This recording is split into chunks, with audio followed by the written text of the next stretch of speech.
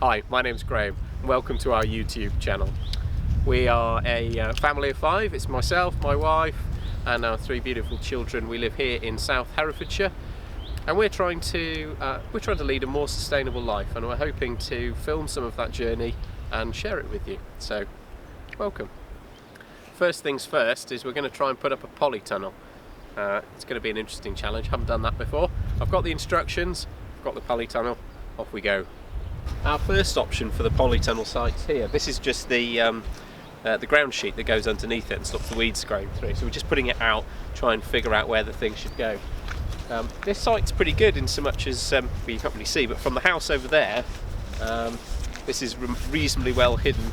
But the only slight issue is there are a lot of trees above it, and we're worried that lots of branches will fall off and obviously make a mess of the polytunnel. So this is one option. Here's the second option. This one's not quite so tucked into the trees, and it's now end on, so this might be a better idea, although it is still quite close to the trees at the back, and because south is over there, it means it probably won't get so much sunshine until a bit later in the day, but it's definitely an option.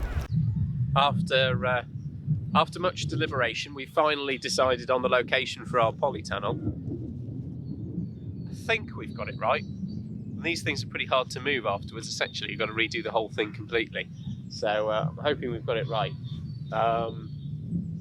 It is a bit close to the solar panels, but what I've calculated, the top of the top of the hoops there, or the top of the tunnel when it's built properly, shouldn't massively interfere with the solar panels, except at around winter solstice when the sun's really low in the sky.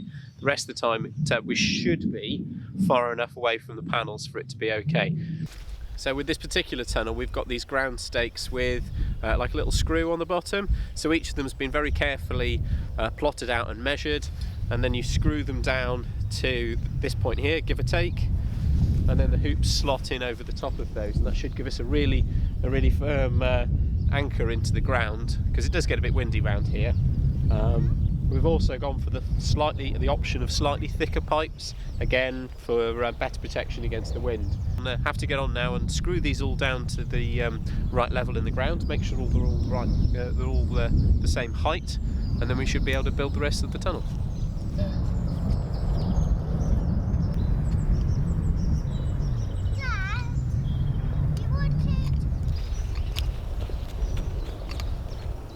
Each of these has to be dead straight into the ground, because if it's off just a little bit, obviously that hoop up above is going to be leaning over to one side or not very straight. So I'm trying really hard to get these things in the ground straight. Aren't I, Esther? Yeah. You're crazy.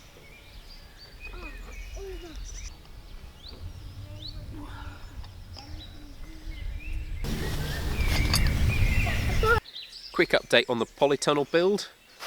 I've done lots of it, slightly more than I'd hoped before this update, but there you go. I was enjoying myself and getting on with the build. I've built most of the frame at this point. There's still a bit to do before the polythene cover goes on. That'll be the sort of big dramatic change, but there are just 1 or 2 gotchas with this build that I thought I'd point out for anyone else that's building a polytunnel, and in particular one, a first tunnels polytunnel like this one. Now, I thought I'd done an absolutely amazing job at getting everything straight, and it does look like everything's in a very good line, but I have to say, with the benefit of hindsight, I might have actually bothered to go as far as dig out the whole plot and make sure it was completely flat, because although it is good, those minor little differences in the ground height, etc., seem to echo up when it comes to making the whole thing. So I might have tried that little bit harder to make the site level, but yeah, that would have made a bit of difference, but hey. Another thing with this build is a lot of the pipe work here is in long sections, or 2 sections here, which are then screwed in. Now, according to the instructions, these are self-tapping screws, and I found they were an absolute nightmare to work with, so I pre-drilled the posts, which actually was a massive help. 4mm metal drill bit, The only thing was, I was getting so carried away that I basically got all of these and then built them all in advance to strap them on. However, this one is flat at this end, and if we go around here, up at the top here, there's a little bit of a twist on it. So I made these four, there's one at each corner, and then discovered that because I'd already made them, and I hadn't put the twist in to start with, so that had to be adjusted afterwards. It wasn't a big deal, and it's certainly better to use the drill bit and pre-drill them than it was to try and use the self-tapping screws. One other little trick is we bought the ground cover. I'd recommend that anyway, just to stop the weeds from growing through at a later date, but we spread it out on the floor, mostly just to start with, to get a feel for the area, and we just left it down there because it seemed sensible, and it's been a real benefit actually. It's really helped with the build as we've gone along, because there's hundreds of little screws, and if you spill them it's much easier to find them on the black plastic sheeting than it would be if I'd have lost them in the long grass.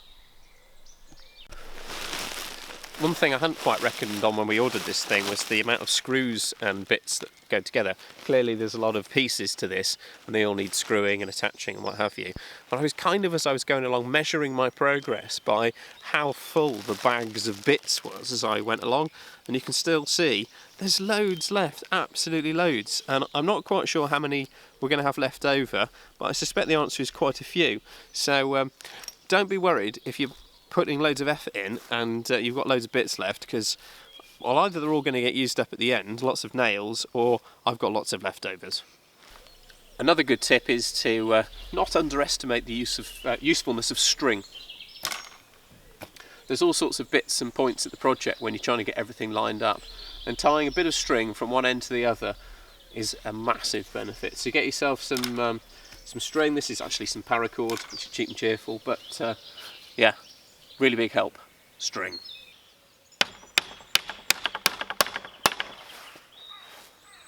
So I'm going to get on, finish this battening, and then it's onto the plastic.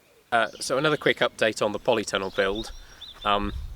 It's been a bit tricky, to be honest. We're now out in the beautiful sunshine. I'm now sporting my lockdown look haircut, because obviously we can't go anywhere, but that helps with progress, certainly. We put the cover on last weekend. It was also hot and sunny, so that's one of the things they advise you to do is put the cover on when it's hot.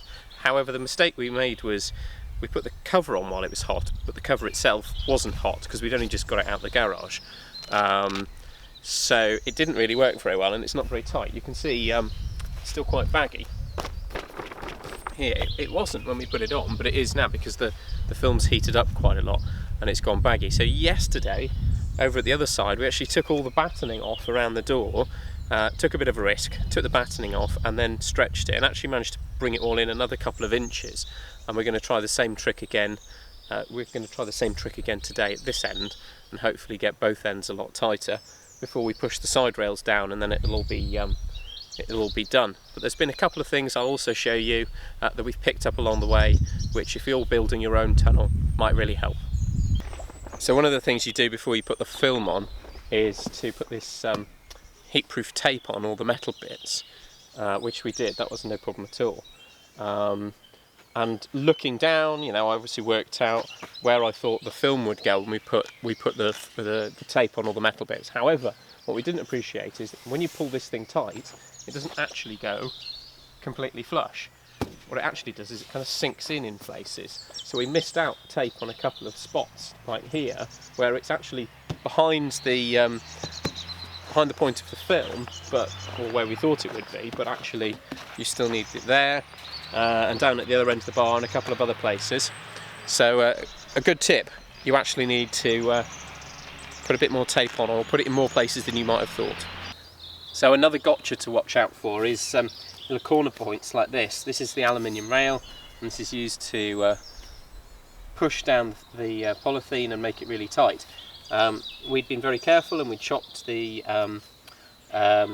aluminium nice and square and thought that would be sufficient.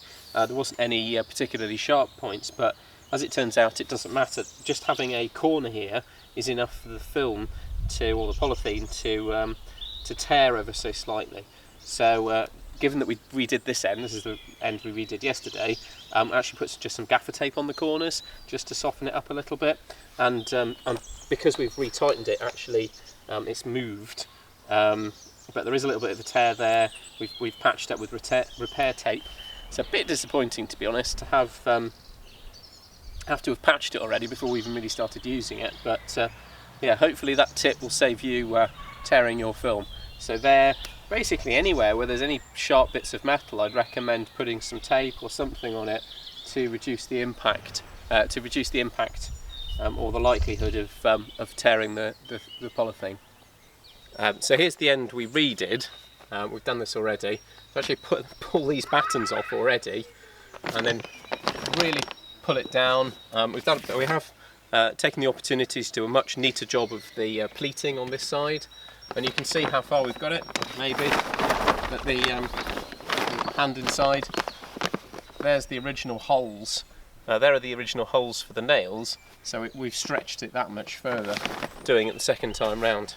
Apparently practice makes perfect. However, I wouldn't recommend you keep on doing this, because obviously there's a limit to how many times you can remove the battens and put them back on again before things start to go horribly wrong. So the next job at this end is to obviously cut the excess polythene off, but the first job for us now, or the next job for us, is to get it all straight and stretched and tight down at the other end. Fingers crossed.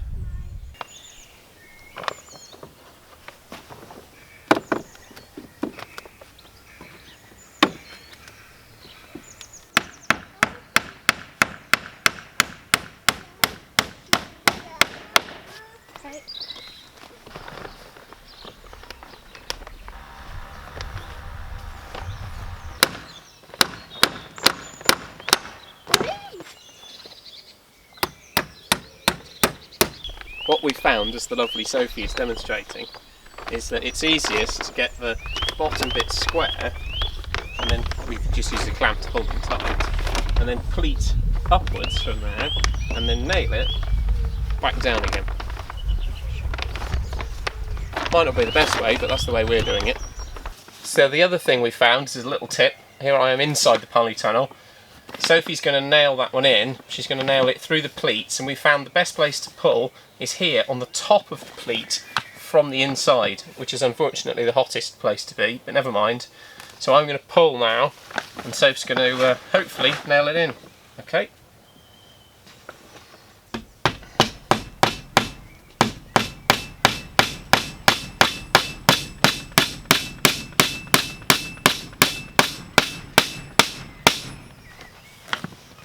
Another one in above. We're finally almost ready with the polytunnel build. It's been a lot longer to build this thing than I'd anticipated. Excuse me squinting, it's a beautiful day, nice hot sun, and I'm looking straight at the camera. So the last thing we've got to do is the doors. I've done the door at the other end. It's looking really good. Had a bit of a problem with this one in that the doors are quite twisted. You can see this one's sticking out slightly still. I've corrected this with a bit of a wedge, but it's still not perfect, but it's not too bad. I did actually have a different door originally. I don't know if you can quite see this. This is the first door I tried, which was over on this side, and it's really warped. There's a really big twist on the wood. So that's straight there, and that's heading off in that direction. And it looked absolutely terrible. So I phoned up the manufacturers, First Tunnels, and hats off to them. I'm going to just ask for some spare wood, and I was going to remake this, but they sent me a whole new kit for a whole new door. And actually, it was, to be honest, it was a lot easier just to rebuild the thing from scratch. So I've done that, and this new one actually is spot on. Yeah, it looks pretty good now. We've got to get the plastic sheeting on with the battens, and then the door stops and things, and then the stoppers up here, so they don't slide too far. And then we're done. It's time for the inside, which will be pretty exciting. So with a bit of trial and error, we figured out what we think is the best way to do the doors. For some reason, they're actually supplied with separate bits of plastic for the top and the bottom.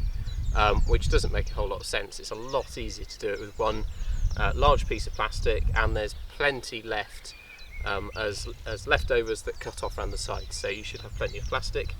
So what we've been doing is nailing one of the battens on at the top, which I'll just do now.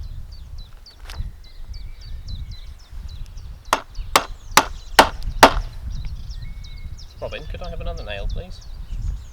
Can I have another one? Thank you.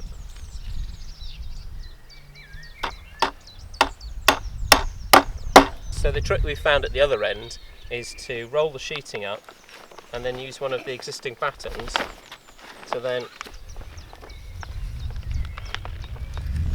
pull the plastic sheeting tight. I've got it tucked in there. Then we've got a nice tight cover. You can then nail the next batten on. Now the other bit of trick is to only nail in the middle to start with. So you nail in the middle, and that gives you a little bit of free movement here.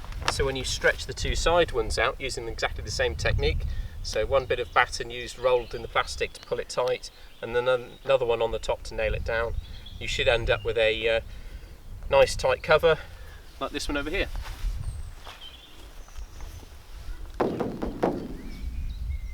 And hopefully it'll last longer. We've finally finished the polytunnel. I'm very pleased with it. The cover's really tight. It looks really smart actually. I think we eventually did quite a neat job of the pleating. I know these things aren't quite often meant to be here for their aesthetic value, but there's no reason why it has to look ugly. So that's gone very well. And just the insides to start on now. So that'll be the feature of our next episode. You can see I've started laying out some of the raised beds, and next we're on to actually growing something, so that'll be really exciting, and I look forward to seeing you again next time. Thank you very much. Goodbye.